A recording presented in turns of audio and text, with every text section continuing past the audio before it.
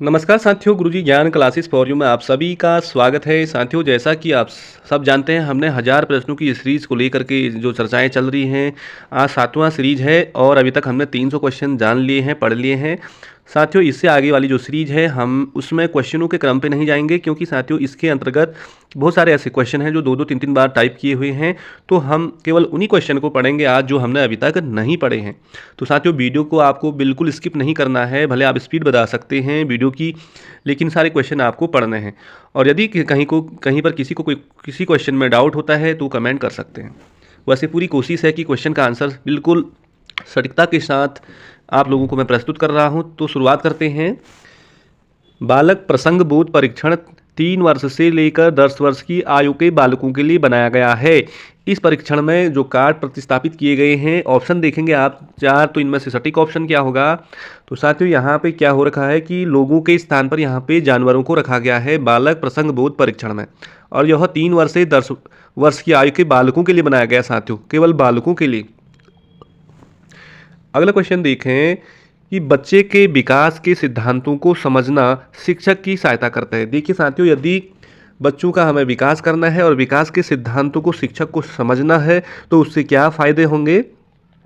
उसे ये फ़ायदा होगा कि ऑप्शन नंबर 3 के साथ चलें हम, उसमें शिक्षार्थियों की विभिन्न अधिगम शैलियों को प्रभावी रूप से संबोधित करने में सहायता मिलेगी शिक्षक को।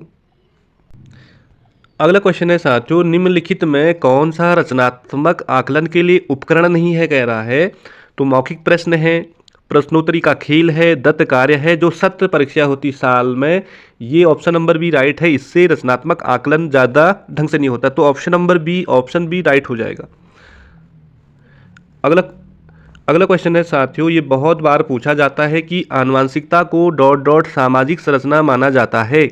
आनुवांशिकता में जो सामाजिक संरचना माना जाता है, यहाँ पे गौण है, गत्यात्मक है, स्थिर है या प्राथमिक है। आपको 4 ऑप्शन में से सटीक बताना है, ये क्वेश्चन पूछा जाता है बार बार। तो ऑप्शन नंबर सी राइट हो जाएगा, स्थिर। अगला क्वेश्चन है साथियों यहाँ पे कि सिद्धांत के रूप में रचनावाद क्या कहता है? रचनावाद, तो 4 ऑप्शन दे रखे हैं, आप भी पढ़ लीजिए। पहला ही ऑप्शन राइट हो जाएगा कि दुनिया के बारे में अपना दृष्टिकोण निर्मित करने में शिक्षार्थी की भूमिका पर बल देता है रचनावाद। तो दुनिया के बारे में अपना दृष्टिकोण निर्मित करने में शिक्षार्थी की भूमिका पर बल देता है रचनावाद। अगला क्वेश्चन है साथियों कि पियाजे के अनुसार बच्चा अमूर्त स्तर की बात हो रही है, अमूर्त स्तर पर चिंतन, बौद्धिक क्रियाएं और समस्या समाधान किस अवस्था में करने लगता है? तो अमूर्त स्तर की बात आएगी तो आपको सीधे ऑप्शन नंबर 3 के साथ चलना है, जो फॉर्मल एज होती है, औपचारिक संक्रियात्मक अवस्था 11 से 16 वर्ष की अवस्था में। ऑप्शन नंबर सी इसका राइट ऑप्शन है। नेक्स्ट क्वेश्चन है साथियों कि बुद्धि के बहुकारक सिद्धांत के प्रतिपादक कौन है? बहुकारक सिद्धांत बोलेगा बुद्धि से रिलेटिव, तो साथियों इसका ऑप्शन नंबर सी राइट हो जाएगा, थॉर्नडाइक आपको बिल्कुल याद रखना है। अगला क्वेश्चन देखें यहाँ पे कि उपनयन संस्कार किस शिक्षा काल में किया जाता था? तो साथियों आपने पढ़ा होगा वैदिक काल, बौद्ध काल, मुगल काल, इनमें से कोई नहीं। जो उपनयन संस्कार किया जाता था वो कौन से काल में किया जाता था? तो पहला ही ऑप्शन राइट है, वैदिक काल में। वैदिक काल बिल्कुल आपको याद। अगला क्वेश्चन है साथियों कि निम्नलिखित में से क्या बच्चों के सृजनात्मकता के विकास में सहायक नहीं है? ये पिछले वीडियो में भी मैंने बताया है, इसका ऑप्शन बहुत सारे बच्चे कह रहे हैं गलत बताया है। तो ये कह रहा सहायक नहीं है कह रहा है, तो खेल है, भाषण है, कहानी लेखन है। साथियों बच्चों की बात हो रही तो निर्माण संबंधी जो क्रियाएं हैं ये बच्चे क्या जानेंगे, ये सृजनात्मकता के विकास के लिए सहायक नहीं है। ऑप्शन नंबर डी राइट हो जाएगा। अगला क्वेश्चन देखें, निम्नलिखित में संश्लेषण का उदाहरण है। संश्लेषण, देखिए संश्लेषण का उदाहरण क्या हो जाएगा? निबंध लिखना, भाषण देना, प्रमेय सिद्ध करना या चित्र रंगना। तो संश्लेषण का जो यहाँ पे सटीक ऑप्शन है साथियों, ऑप्शन नंबर सी राइट हो जाएगा, प्रमेय सिद्ध करना। अगला क्वेश्चन है यहाँ पे बहुविध बुद्धि सिद्धांत के अनुसार सभी प्रकार के पशुओं, खनिजों और पेड़ पौधों को पहचानने और वर्गीकृत करने की योग्यता क्या कहलाती है? तो पशु, खनिज और पेड़ पौधों से रिलेटिव बातें हो रही है कि उनको अलग करने या उसको वर्गीकृत करने की जो योग्यता कहलाती है वो क्या कहलाती है? तो ऑप्शन नंबर बी राइट हो जाएगा, प्राकृतिक बुद्धि आपको बिल्कुल याद रखना है। अगला क्वेश्चन देखें हम कि निम्नलिखित में कौन सा मुख्य रूप से आनुवांशिकता संबंधी कारक है? देखिए साथियों, आनुवांशिक जो लक्षण होते हैं पहला देखें यहाँ पे आंखों का रंग, सामाजिक गतिविधियों में भागीदारिता, समकक्ष व्यक्तियों के समूह, प्रति अभिवृत्ति, चिंतन, पैटर्न। तो ये 3 ऑप्शन तो नहीं है, लेकिन आंखों का जो रंग है साथियों, इसमें आनुवंशिकता के द्वारा प्रभाव पड़ सकता है, आनुवंशिक लक्षणों के अंतर्गत यह ऑप्शन आ सकता है। अगला क्वेश्चन देखते हैं। प्रतिबिंब, अवधारणा, प्रतीक एवं संकेत, भाषा, शारीरिक क्रिया और मानसिक क्रिया अंतर्निहित हैं। किसमें है? अनुकूलन में, प्रेरक पेशी विकास में, समस्या समाधान में। ऑप्शन नंबर डी देखेंगे हम।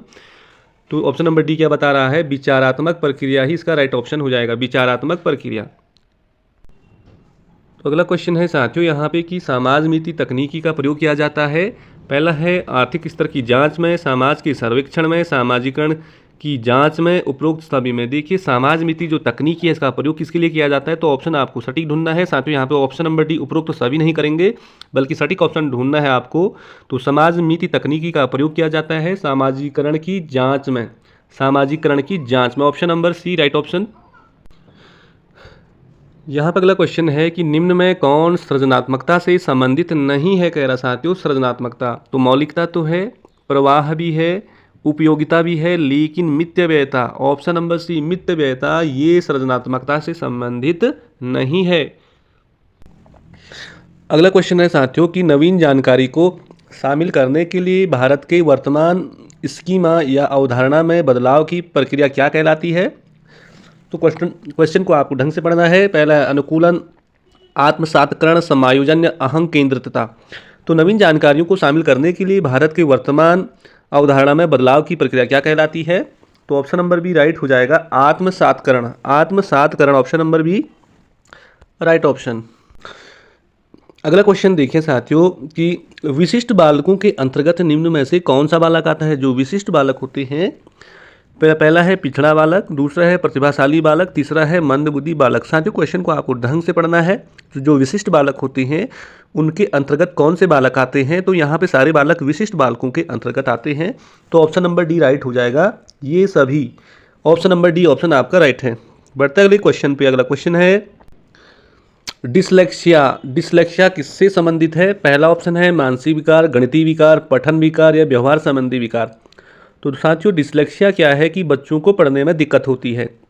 तो ये डिसऑर्डर टाइप का विकार है। तो ये हो जाएगा ऑप्शन नंबर 3 डिसऑर्डर। पठन विकार से संबंधित जो विकार पाए जाते हैं बच्चों में उसे कहते हैं डिसलेक्सिया। बढ़ते साथियों अगले क्वेश्चन पर। अगला क्वेश्चन है आपका वर्तमान में निःशक्त बच्चों की शिक्षा के लिए कहा गया है। जो निःशक्त बच्चे होते हैं उनकी शिक्षा के लिए क्या कहा गया? पहला ऑप्शन है समावेशी शिक्षा, विशेष शिक्षा, समेकित शिक्षा और कोई नहीं। तो वर्तमान समय में जो निःशक्त बच्चे होते हैं उनकी शिक्षा के लिए क्या ऑप्शन दिया गया है? पहला ऑप्शन राइट हो जाएगा, समावेशी शिक्षा, समावेशी शिक्षा। अगला क्वेश्चन है साथियों पिछड़े बालक ऐसे बालक होते हैं, जो पिछड़े बालक होते हैं वो ऐसे बालक होते हैं जिनके सीखने की गति धीमी हो, जिनकी बुद्धि का जो स्तर है 80 से 90 के बीच हो, या जिनका मानसिक रूप से अस्वस्थ और असमायोजित हो। तो साथियों पिछड़े बालक की ये सारी विशेषताएं हैं। तो ऑप्शन नंबर डी आपका बिल्कुल या ऑप्शन सही हो जाएगा। अगला क्वेश्चन देखते हैं कि बहुबुद्धि के सिद्धांत के संदर्भ में एयरफोर्स पायलट बनने के लिए निम्नलिखित में से कौन सी बुद्धि की आवश्यकता होती है? जो बहुबुद्धि सिद्धांत है उसमें एयरफोर्स पायलट आपको बनना होता है, तो कौन सी बुद्धि की आवश्यकता होगी? अंतर्वैयक्तिक होगी या भाषिक होगी या अंतर्वैयक्तिक होगी या गतिक? तो ऑप्शन नंबर सी गतिक। इसी को यांत्रिक बुद्धि भी कहते हैं साथियों। यांत्रिक बुद्धि या गतिक बुद्धि वाला जो व्यक्ति होता है वो एयरफोर्स पायलट बनने के लिए एलिजिबल है।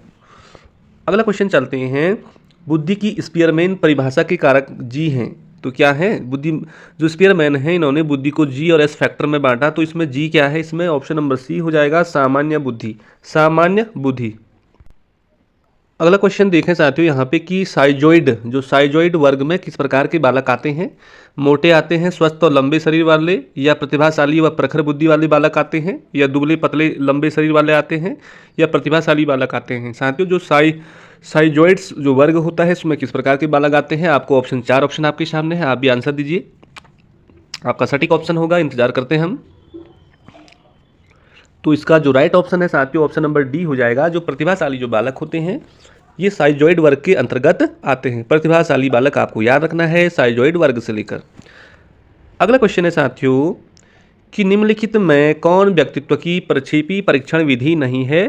तो व्यक्तित्व से रिलेटिव रोसा स्याही धब्बा परीक्षण है, TAT है, शब्द साहचर्य परीक्षण है, तो ये हो जाएगा आपका ऑप्शन नंबर डी 16 पीएफ परीक्षण। 16 पीएफ परीक्षण जो ये है व्यक्तित्व की परीक्षपी परीक्षण विधि के अंतर्गत नहीं आती है। अगला क्वेश्चन देखते हैं कि औसत बुद्धि वाले बालकों की बुद्धि लब्धि किसके बीच होती है। जो एवरेज इंटेलिजेंस वाले जो बच्चे होते हैं उनका जो आईक्यू लेवल होता है वो किसके, उसका जो रेशियो होता है वो कौन सा है। तो साथियों ऑप्शन पहला है आपके सामने, option B, option C, option D है। आपको बताना है सामान्य औसत बुद्धि वाले जो बालक हैं उनकी आईक्यू जो लेवल होता है रेशियो किसके बीच होता है। तो ऑप्शन नंबर थर्ड के साथ चलते हैं साथियों, 90 से लेकर 109 के बीच। अगला क्वेश्चन पे चलते हैं। किस व्यवहारवादी का मानना है कि अन्य व्यवहारों की भांति भाषा भी क्रिया प्रसूत अनुबंध द्वारा सीखी जाती। साथियों आपको सीधे ही आपको पता चला कि क्रिया प्रसूत अनुबंध सिद्धांत किसका है, तो आप सीधे ही आंसर कर सकते हैं। पहला है वाटसन, स्किनर, गुथरी और या थॉर्नडाइक। तो क्रिया प्रसूत अनुबंध सिद्धांत किसने दिया, सभी को पता है, स्किनर ने दिया, स्किनर। अगला क्वेश्चन है साथियों कि बच्चे के सामाजिकरण में परिवार कौन सी भूमिका निभाता है। रोमांचकारी या मुख्य भूमिका या गौण भूमिका या कम महत्वपूर्ण भूमिका।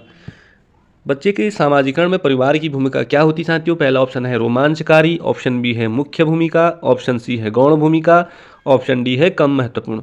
तो आपको 655 का क्वेश्चन नंबर कमेंट करके बताना है कि सामाजिकरण में परिवार की भूमिका क्या रहती है सर। ऑप्शन आपके सामने है। अगला क्वेश्चन है किसके विचार से बच्चे सक्रिय ज्ञान निर्माता तथा नन्हे वैज्ञानिक हैं जो संसार के बारे में अपने सिद्धांत की रचना करते हैं।